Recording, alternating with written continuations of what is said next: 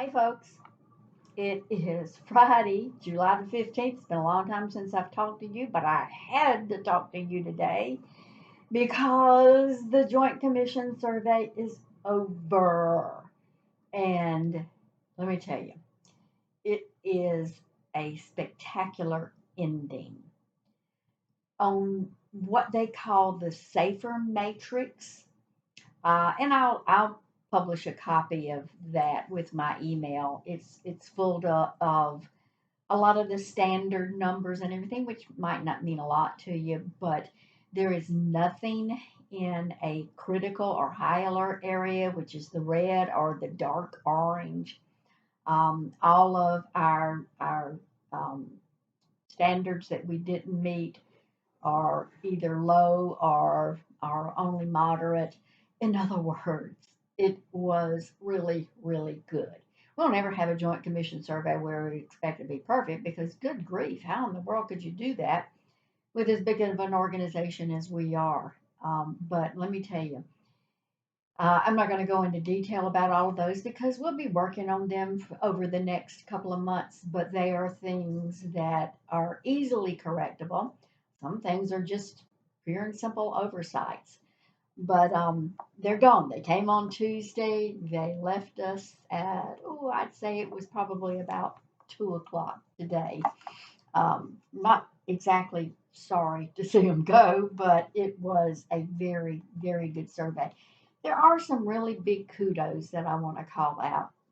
And because y'all don't often hear from me about this, they had huge praise for our board of directors. You know, they have a lunch meeting specifically for the board of directors, and it was on their second day. So the board had very little notice that this was coming up. Of course, over the last, I don't know, maybe 6 months, I've been telling the board that it's coming and, to be prepared. And it's not their first time at the rodeo. They were amazed and so pleased by our board of directors, how interactive they were. They spoke up, they had great conversations. There were several board members that actually came to Hartsville. There were also some that were on Zoom. So you don't often hear about the board. They're kind of in the silent background, but I really wanted to share that with you.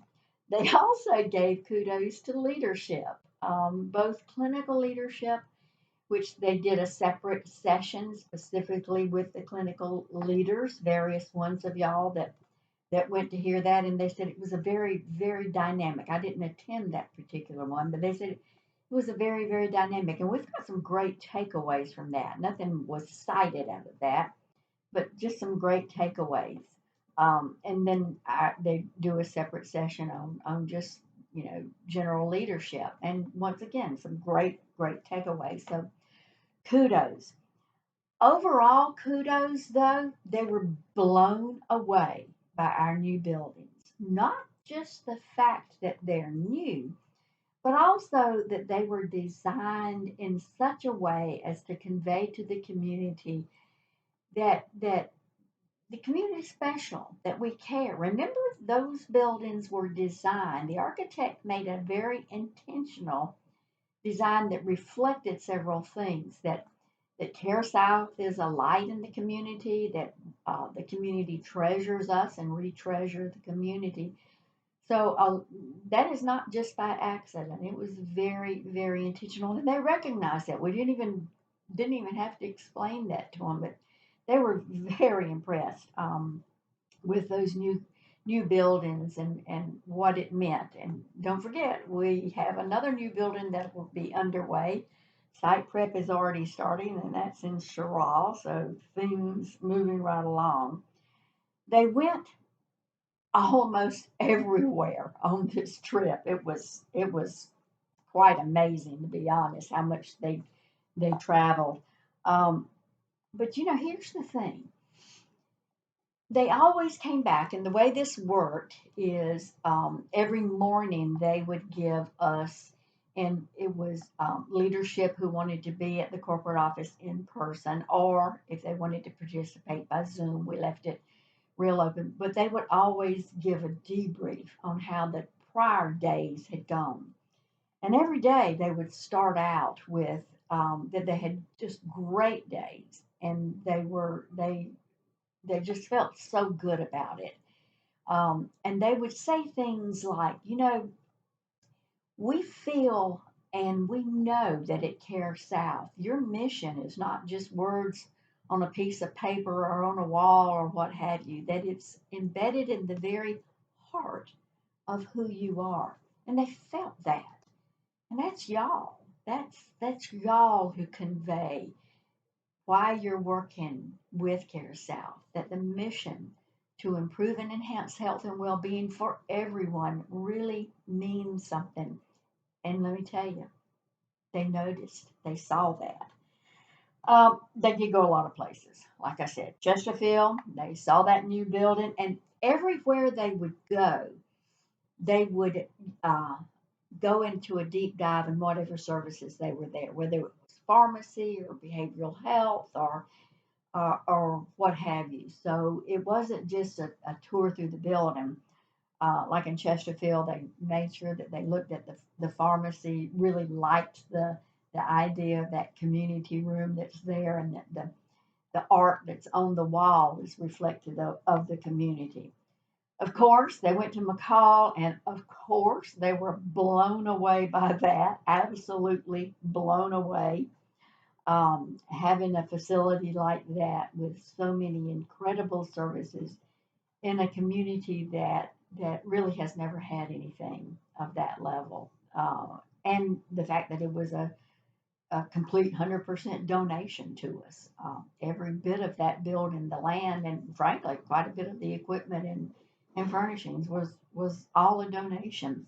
This, they noted that really reflects how well we are respected in the community and cared for by the community. In McCall, they also went to the dental medical unit, the DMU as we call it. They didn't miss a turn. And of course, they went to the pharmacy in McCall. Good things. Hartsville Medical, of course, they're always going to go to Hartsville Medical. That's kind of where we have the most services. The Bennettsville Women's Center they went to, Bennettsville, Maine, they focused on radiology there. Chirral, Society Hill, RLG, both the main building and the pharmacy separate building. Once again, at Society Hill, they focused on radiology. They picked up our roads unit, Freedom Roads, that was actually parked at the Alpha Center in Chesterfield. Atlanta, in addition to going through the building, they also went through a Moby. That was not expected, y'all. It had never even crossed our mind that a Joint Commission surveyor would go through a Moby. So we got to clean up some things, expired meds, nothing too big, but that's kind of funny. It never had crossed our mind that the surveyor would be going through the Moby. Of course, our Bishopville Pediatric Dental Office they went to.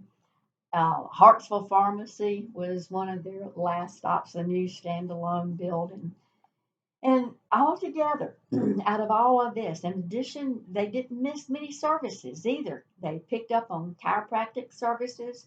Of course, they did a deep dive into radiology, behavioral health, our MAT program, which they were absolutely blown away with. That's almost an understatement. I don't think I can say enough about how impressed they were with our medication assisted therapy treatment program for opioid addiction and the way we accomplish that with our integrations with the alcohol and substance abuse agencies.